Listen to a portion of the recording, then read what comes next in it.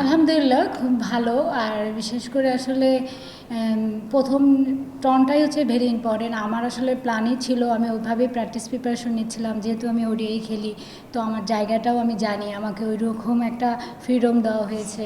তো বিষয় হচ্ছে আমি প্রথম নক থেকেই আমার স্টার্টটা খুব ভালো ছিল, তো আমি চেষ্টা করছিলাম যে যদি আমার প্রথম স্টার্টটা ভালো হয় তো আমি ফার্স্ট সেকেন্ড থার্ড তিনটাই আমি চেষ্টা করব বড় ইনিংস খেলার। তো আসলে ওদের প্রথম ম্যাচ হিসাবে ওদের সাথে প্রথম আমার একটু বল জাজ করতে করতে সমস্যা ছিল। পরে আমি আসলে ভিডিও দেখে নিজেকে জাজ করে আমি আমার স্ট্রেংথ অনুযায়ী আসলে ক্রিকেটটা খেলছি, দেখেই মনে হয় 53 হয়েছে।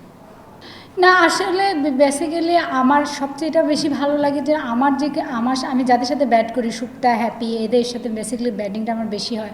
ওরা আমাকে সবসময় রিল্যাক্স রাখে এবং আমাকে বলে যে তুই তোর প্যাটার্নে থাক, আমরা আমরা আমাদের মতন করে খেলবো। তো সো এই জিনিসটা নট অনলি ওদের ওখান থেকে, আমার ম্যানেজমেন্ট থেকেও আমাকে এটা আসলে একটা বড় জায়গায় একটা কনসার্ন যে আমার জিনিসটা যে তুমি কমফোর্ট থাকো, ওই থেকে খেলুক, তুমি লম্বা খেলবা। তো বেসিক্যালি আমি এই লম্বা খেলার একটা খুবই আগে থেকে আমার অনেক আগ্রহ এবং ইচ্ছার শক্তি বেশি, যে আমি নিজেই বিশ্বাস করি যে আমি অনেক লম্বা খেলতে পারি।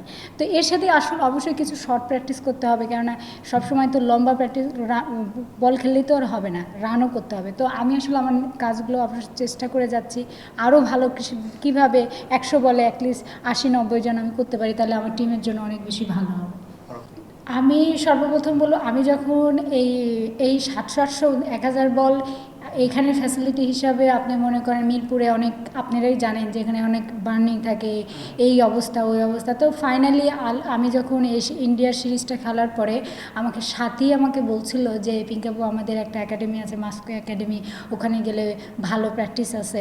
তো আমি আসলে ওই সময়তে ওখানে যে গেছি, দেখে আমার সালাউদ্দিন স্যারের সাথে প্রথম দেখা হয়েছে, পরিচয় হয়েছে।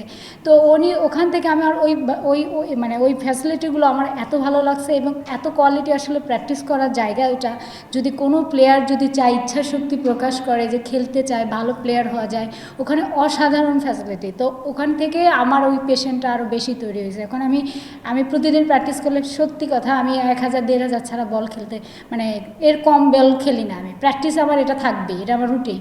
বাট আমার ব্যাটিংটা কমে আসছে, আমি এখন সপ্তাহে 2 দিন ব্যাটিং করে আবার একদিন রেস্ট নিয়ে আবার 2 দিন ব্যাটিং, সপ্তাহে আমার 4 দিন। বাট এই 4 দিনে আমার এই 1000 বল খেলতেই হবে, এটা আমার পেশেন্ট। আমি মনে করি এই পেশেন্টটাই আমার লম্বা খেলার একটা প্রবণতা দেখায়।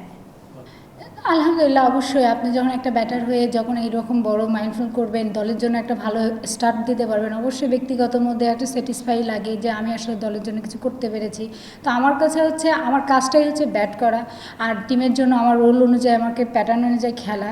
তো আমি ওই গোলেই সেট আপ হিসাবেই আমি আমার জায়গাটাকে লক্ষ্য ঠিক রেখে খেলছি।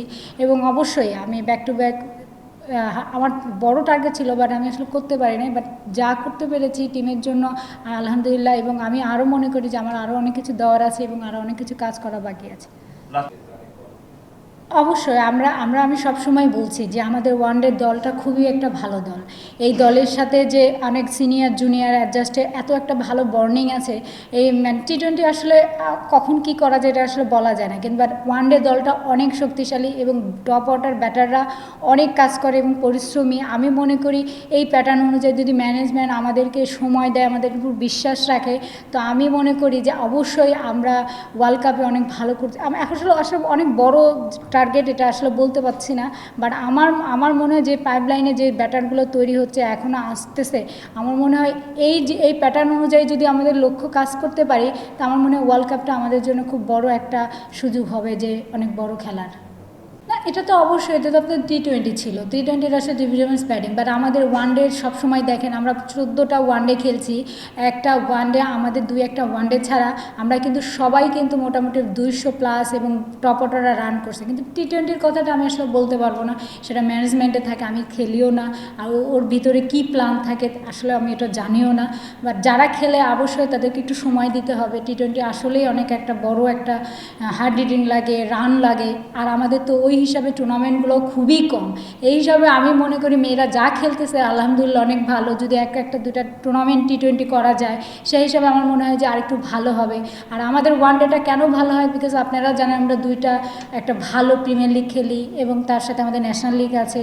এবং আমি বলছি আমাদের পাইপলাইনে অসংখ্য ওয়ানডে ব্যাটসম্যানরা আছে এবং আরও বাইরে আছে। তো এইগুলো যদি আমরা ইনক্লুড করে একটা ভালো দল করার জন্য, আমার মনে হয় এর চেয়ে আর বড় সুযোগ কোথাও নেই। আর আমার নামটা তো আগে ছিল ফারজানা, হ্যাঁ, আমি কিন্তু নামটা চেঞ্জ হয়েছে, আমি করছি, তো আমি চাবো আপনারা আমাকে ফারজানা বলেই কল করেন, কেন এই জিনিসটা আসলে অনেক মিস্টেক হতে হতে আমার ফারজানা আসলে আমি নিজেই কনফিউজ হয়ে যাই যে আসলে কে কোথায় আমার থেকে ডাকতেছে। তো আমি মনে করি আপনারা আমাকে ফারজানা বলে যেদের চেষ্টা করবেন যে এভাবে কল করা। ফারজানা আসলে বেসিক্যালি আমার নামটা পিঙ্কি, আর ফারজানা এটা আসলে আমার আসলে অফিসিয়াল নাম। হ্যাঁ, জি, জেড, জি, যে জায়গায় জেড। থ্যাংক ইউ ভাইয়া।